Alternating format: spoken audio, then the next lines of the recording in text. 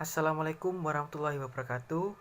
Pada kesempatan kali ini, saya dan teman-teman saya akan menyampaikan sebuah materi, yaitu metode pembelajaran PKN di SD. Ya, sebelumnya perkenalkan, nama saya Ardijiat Suryatmaja, NIM 188000239, jurusan PGSD kelas 2018G, Universitas PGRI Adibuana Surabaya. Ya, sebelum kita memasuki materi, silakan teman-teman untuk memperkenalkan diri ya. Perkenalkan, nama saya Nurul Aini, NIM 188000113, jurusan PGSD 2018G, Universitas PGRI Adibuana Surabaya. Saya Putri Ayuda Anugrahani Mardani, kelas 2018G, NIM 119. Hai, perkenalkan nama saya Nur Maulidatul Khairah, NIM 185 PGSD 2018G. Saya Nurlita Safira, NIM 188000186, PGSD 2018G, Universitas PGRI Adibuana Surabaya. Halo semuanya, perkenalkan nama saya Nurrahma Laili Putri, NIM 188000196 dari PGSD 2018G. Ya, terima kasih teman-teman telah memperkenalkan dirinya. Ya, mari kita akan membahas materi yang pertama. Oke, yang pertama adalah pengertian dari metode pembelajaran. Di sini ada beberapa para ahli yang mendefinisikan tentang pengertian metode pembelajaran.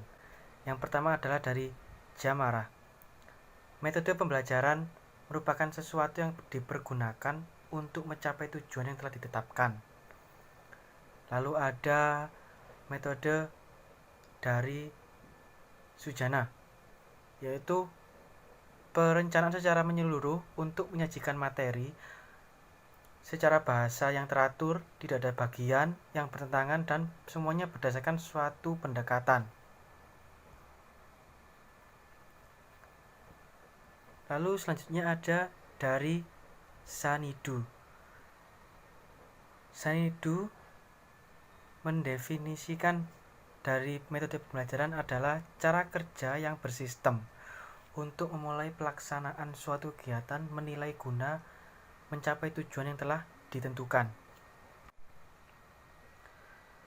Lalu ada metode dari Salamun, yaitu sebuah cara yang berbeda untuk mencapai hasil pembelajaran yang berbeda di bawah kondisi yang berbeda juga. Dan selanjutnya ada Ahmadi.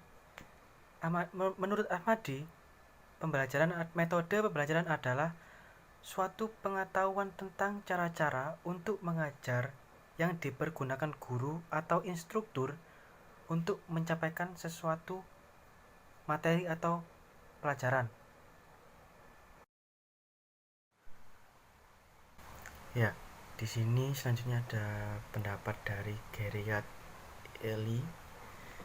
Jadi menurut Gerard Eli ini, metode pembelajaran adalah cara-cara yang dipilih untuk menyampaikan pelajaran dalam lingkungan tertentu yang meliputi sifat, lingkup, dan urutan berdasarkan kegiatan yang dapat memberikan pengalaman belajar kepada siswa. Lalu selanjutnya ada dari M. Hasbi Asidik. Jadi menurut M. Hasbi Asidik ini, metode pembelajaran adalah suatu perangkat cara yang dilakukan untuk mencapai tujuan dalam proses pembelajaran. Oke, jadi dapat disimpulkan dari beberapa ahli tadi bahwa metode pembelajaran adalah suatu cara atau tahapan yang digunakan oleh guru atau pendidik untuk berkomunikasi atau berinteraksi kepada peserta didik atau siswa untuk menyampaikan tujuan pembelajaran tadi, agar materi lebih mudah disampaikan. Selanjutnya kita masuk pada jenis-jenis metode pembelajaran PKN yang ada di sekolah dasar. Untuk metode yang pertama yaitu metode talking stick. Menurut Sugiarto, metode pembelajaran talking stick adalah metode pembelajaran yang dilakukan dengan bantuan tongkat. Sehingga siapa yang memegang tongkat wajib untuk menjawab pertanyaan dari guru setelah siswa selesai mempelajari materi pokoknya. Metode pembelajaran ini dikemas dalam bentuk permainan tongkat yang diberikan dari satu siswa kepada siswa yang lainnya. Pembelajaran dengan metode talking stick ini akan mendorong peserta didik untuk berani mengemukakan pendapatnya. Langkah-langkah pembelajaran dengan menggunakan metode talking stick. Untuk yang pertama, guru harus menyiapkan sebuah tongkat. Yang kedua, guru menyampaikan materi pokok tentang apa yang akan dipelajari, dan kemudian memberikan kesempatan kepada siswa untuk membaca dan mempelajari materi lebih dalam. Setelah selesai membaca materi pelajaran, siswa diminta untuk menutup bukunya, dan kemudian guru mengambil tongkat yang telah disiapkan dan diberikan kepada siswa secara acak. Setelah itu, guru memberikan pertanyaan dan siswa yang memegang tongkat harus menjawab pertanyaan yang diberikan. Demikian dilakukan terus-menerus hingga semua siswa mendapat giliran untuk menjawab pertanyaan yang diberikan oleh guru. Kemudian, guru memberikan sebuah kesimpulan, melakukan evaluasi, dan menutup kegiatan pembelajaran. Kelebihan penggunaan metode talking stick dalam pembelajaran. Untuk yang pertama, yaitu dapat menguji kesiapan siswa dalam menjawab pertanyaan dari apa yang ia pahami dan ia pelajari dengan waktu yang terbatas. Yang kedua, dapat melatih siswa dalam membaca dan memahami materi dengan cepat. Yang ketiga, agar siswa menjadi lebih giat dalam belajar karena pengemasan metode ini yang seperti sebuah permainan sehingga kegiatan pembelajaran menjadi lebih menyenangkan. Selain itu, metode ini juga memiliki beberapa kekurangan. Yang pertama yaitu membuat siswa menjadi senam jantung atau tertekan, dan yang kedua dapat membuat siswa menjadi minder ketika ia tidak bisa untuk menjawab pertanyaan yang diberikan.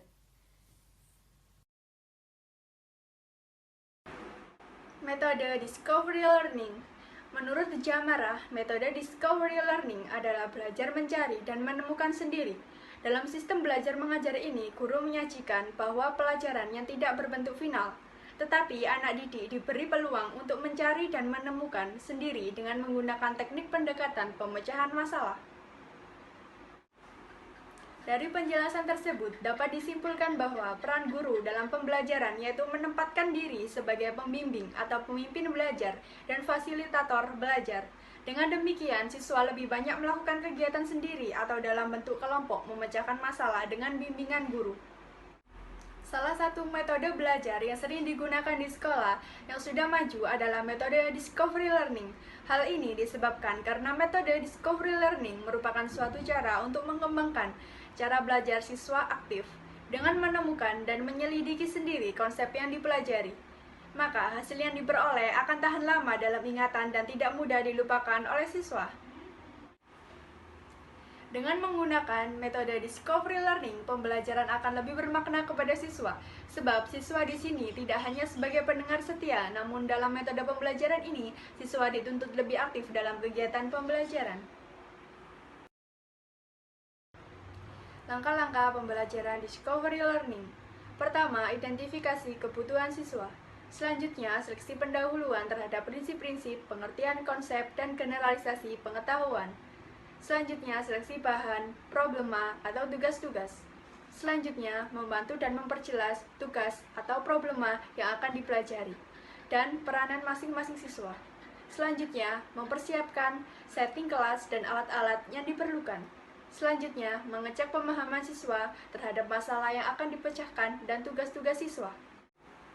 Selanjutnya, memberi kesempatan pada siswa untuk melakukan penemuan. Selanjutnya, membantu siswa dengan informasi atau data jika diperlukan oleh siswa. Selanjutnya, memimpin analisis sendiri dengan pertanyaan yang mengarahkan dan mengidentifikasi proses. Selanjutnya, merangsang terjadinya interaksi antara siswa dengan siswa. Selanjutnya, memuji siswa yang bergiat dalam proses penemuan. Dan yang terakhir, membantu siswa merumuskan prinsip-prinsip dan generalisasi atas hasil penemuannya. Kelebihan metode discovery learning. Pertama, dianggap membantu siswa mengembangkan atau memperbanyak persediaan dan penugasan keterampilan dan proses kognitif siswa. Selanjutnya, memberi kesempatan pada siswa untuk bergerak maju sesuai dengan kemampuannya sendiri. Selanjutnya, membantu siswa untuk mengarahkan sendiri cara belajarnya, sehingga siswa lebih merasa terlibat dan bermotivasi sendiri untuk belajar. Selanjutnya, memberi kesempatan pada siswa dan guru berpartisipasi sebagai sesama dalam mengecek ide. Guru menjadi teman belajar, terutama dalam situasi penemuan yang jawabannya belum diketahui sebelumnya. Dan yang terakhir, membantu perkembangan siswa menuju epektisisme yang sehat untuk menemukan kebenaran akhir dan mutlak. Kelemahan metode discovery learning dipersyaratkan keseharusan adanya persiapan mental untuk cara belajar ini. Misalnya, siswa yang lamban mungkin bingung dalam usahanya mengembangkan pikirannya jika berhadapan dengan hal-hal yang abstrak, atau menemukan saling ketergantungan antara pengertian dalam suatu subjek. Atau dalam usahanya menyusun suatu hasil penemuan dalam bentuk tertulis. Siswa yang lebih pandai mungkin akan memonopoli penemuan dan akan menimbulkan frustasi pada siswa yang lain. Jenis metode pembelajaran yang selanjutnya yaitu metode karya wisata. Metode karya wisata adalah suatu cara penyajian bahan pelajaran dengan membawa siswa secara langsung kepada objek yang akan dipelajari di luar kelas. Langkah-langkah pembelajaran dengan metode karya wisata. Untuk yang pertama, yaitu menetapkan sasaran yang diprioritaskan sesuai dengan tema kegiatan belajar yang dipilih. Yang kedua, mengadakan hubungan dan pengenalan medan sasaran karya wisata. Yang ketiga, merumuskan program kegiatan melalui karya wisata. Yang keempat, menyiapkan alat dan bahan yang diperlukan untuk karya wisata. Yang kelima, menetapkan tata tertib dalam berkarya wisata. Yang keenam, permintaan izin dan partisipasi orang tua anak. Dan yang terakhir yaitu persiapan pendidik di kelas.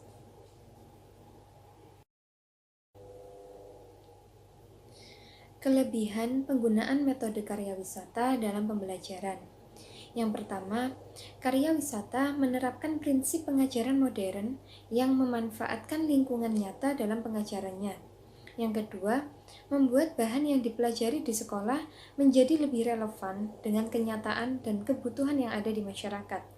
Yang ketiga, pengajaran dapat lebih merangsang kreativitas anak atau siswa. Dan yang keempat, informasi sebagai bahan pelajaran menjadi lebih luas dan aktual. Selain itu, metode karya wisata juga memiliki beberapa kekurangan. Untuk yang pertama, yaitu memerlukan persiapan yang melibatkan banyak pihak. Yang kedua, memerlukan perencanaan dengan persiapan yang cukup matang. Dan yang ketiga, dalam berkarya wisata, sering unsur rekreasi menjadi prioritas daripada tujuan utamanya, sedangkan unsur studinya menjadi terabaikan. Dan yang keempat, dalam metode karya wisata memerlukan biaya yang tidak sedikit. Di sini saya akan menyampaikan metode bermain peran. Metode bermain peran ini adalah sebagai salah satu bentuk permainan pendidikan yang digunakan untuk menjelaskan peran sikap, tingkah laku, dan nilai dengan tujuan menghayati perasaan, sudut pandang, dan cara berpikir orang lain. Melalui metode bermain ini, peran siswa diajak untuk belajar memecahkan masalah pribadi dengan bantuan kelompok sosial yang anggotanya adalah teman-temannya sendiri. Untuk yang selanjutnya adalah langkah-langkah metode bermain peran. Yang pertama, pemanasan atau warming up. Dalam tahap ini, guru berupaya memperkenalkan siswa kepada permasalahan. Yang kedua, memilih partisipasi. Siswa dan guru membahas karakter dalam setiap pemain dan menentukan siapa yang akan memainkannya. Yang ketiga, menyiapkan pengamatan atau observasi. Guru menunjukkan beberapa siswa sebagai pengamat. Yang keempat, menata panggung. Dalam hal ini, guru mendiskusikan dengan siswa di mana dan bagaimana peran itu akan dimainkan. Yang kelima, memainkan peran atau manggung. Permainan peran dilaksanakan secara spontan. Yang keenam, diskusi dan evaluasi. Guru bersama siswa mendiskusikan permainan tadi dan melakukan evaluasi terhadap peran-peran yang dilakukan. Yang ketujuh, memainkan peran ulang seharusnya. Pada permainan peran kedua ini akan diberikan lebih baik. Yang kedelapan, diskusi dan evaluasi kedua. Pembahasan diskusi dan evaluasi lebih diarahkan kepada realitas. Yang kesembilan, berbagai pengalaman dan kesimpulan. Siswa ajak untuk berbagai pengalaman tentang tema permainan, peran yang telah dilakukan, dan dilanjutkan dengan membuat kesimpulan. Untuk yang selanjutnya, ada kelebihan dan kekurangan dalam menggunakan metode bermain peran. Yang pertama, kelebihan menggunakan metode bermain peran. Yang pertama, dapat berkesan dengan kuat dan tahan lama dalam ingatan siswa. Di samping menjadi pengalaman yang menyenangkan, juga memberi pengetahuan yang melekat dan dalam memori otak. Yang kedua, membangkitkan semangat optimisme dalam diri siswa, serta menumbuhkan rasa kebersamaan. Yang ketiga, siswa dapat terjun langsung untuk memerankan sesuatu yang akan dibahas dalam proses belajar. Yang selanjutnya, kelemahan dalam metode bermain peran. Yang pertama, role play atau bermain peran membutuhkan waktu yang cukup banyak. Yang selanjutnya, rasa malu pada siswa ketika ditunjuk memerankan peran sehingga gagal dan memberikan kesan kurang baik serta tujuan pembelajaran yang tidak tercapai. Dan tidak semua materi pembelajaran bisa disajikan.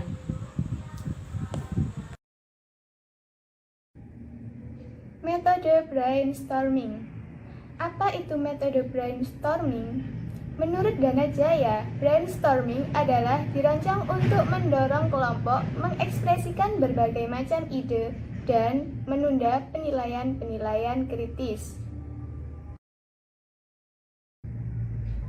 Langkah-langkah metode brainstorming.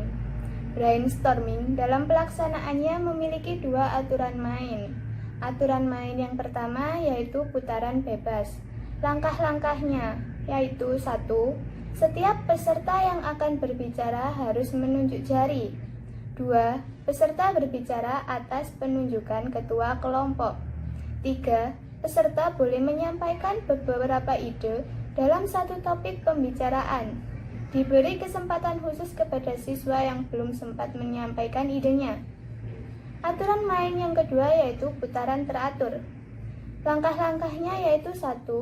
Peserta berbicara secara bergantian berputar dari kanan ke kiri berlawanan dengan arah jarum jam. 2. Setiap peserta hanya boleh memberikan satu ide untuk setiap putaran. 3. Tidak seorang pun diperkenankan memberikan ide sebelum tiba gilirannya. Kelebihan metode brainstorming. Kelebihannya yaitu 1. Anak-anak aktif berpikir untuk menyatakan pendapat. 2. Melatih siswa berpikir dengan cepat dan tersusun logis. 3. Merangsang siswa untuk selalu siap berpendapat yang berhubungan dengan masalah yang diberikan guru. 4. Meningkatkan partisipasi siswa dalam pembelajaran. 5. Terjadi persaingan yang sehat. 6. Suasana demokrasi dan disiplin dapat ditumbuhkan.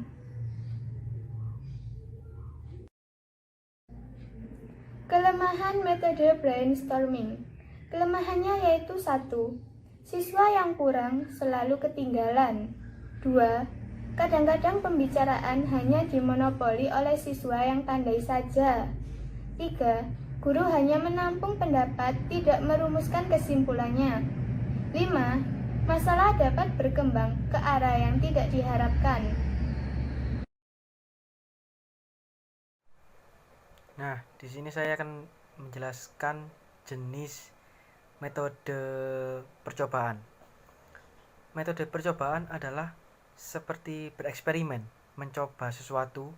Jadi metode ini memberikan kesempatan kepada siswa atau peserta didik secara per orang atau kelompok untuk dilatih melakukan suatu proses atau percobaan atau eksperimen.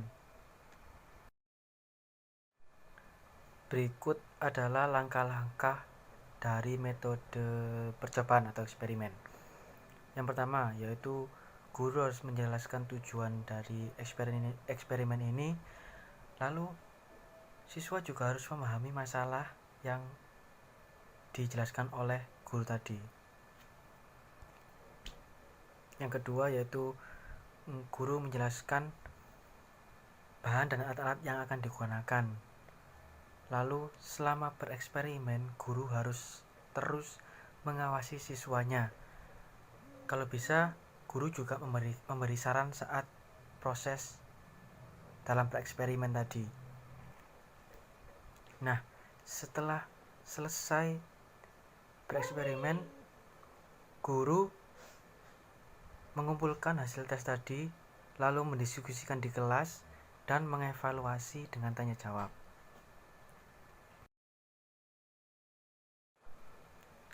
Oke, metode ini juga ada kelebihan dan kekurangan. Yang pertama yaitu kelebihan. Kelebihan dari metode ini adalah peserta didik dapat percaya diri atas kebenaran yang terjadi dalam hasil proses percobaan mereka sendiri. Jadi mereka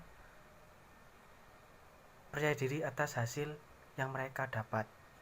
Yang kedua yaitu peserta didik dapat mengembangkan sikap untuk mengadakan studi eksplorasi atau menjelajahi tentang ilmu dan teknologi. Dan yang ketiga yaitu membuat siswa untuk berusaha memiliki penemuan-penemuan baru dari hasil percobaan mereka sendiri, yang diharapkan untuk kesejahteraan manusia untuk kedepannya. Dan kekurangan dari metode ini adalah terbatasnya alat-alat dan bahan. Jadi harus bergantian, lalu membutuhkan waktu yang lama, dan metode ini biasanya disajikan untuk penemuan-penemuan ilmu dan teknologi.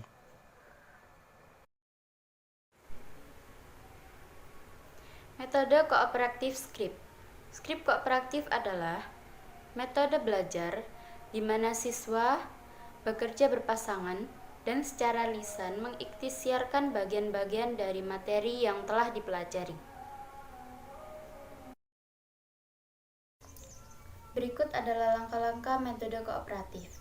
Yang pertama, guru membagi siswa untuk berpasangan. Yang kedua, guru membagikan materi kepada setiap siswa untuk dibaca dan diringkas. Yang ketiga, guru dan siswa menetapkan siapa yang pertama berperan menjadi pembicara dan pendengar. Yang keempat, pembicara membacakan ringkasannya dengan memasukkan ide-ide pokok yang kurang lengkap. Yang kelima, bertukar peran, semula sebagai pembicara ditukar menjadi pendengar dan sebaliknya. Yang keenam, kesimpulan guru.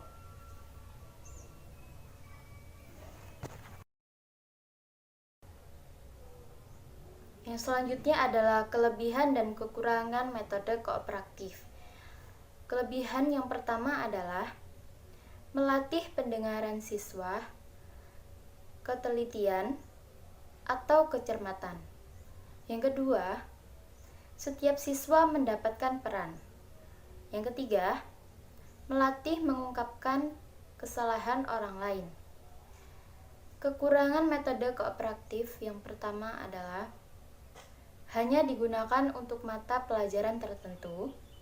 Yang kedua, hanya dilakukan oleh 2 orang atau tidak melibatkan seluruh kelas sehingga koreksi hanya sebatas pada dua orang tersebut. Ya, sekian dari kelompok kami. Kurang lebihnya mohon maaf. Wassalamualaikum warahmatullahi wabarakatuh.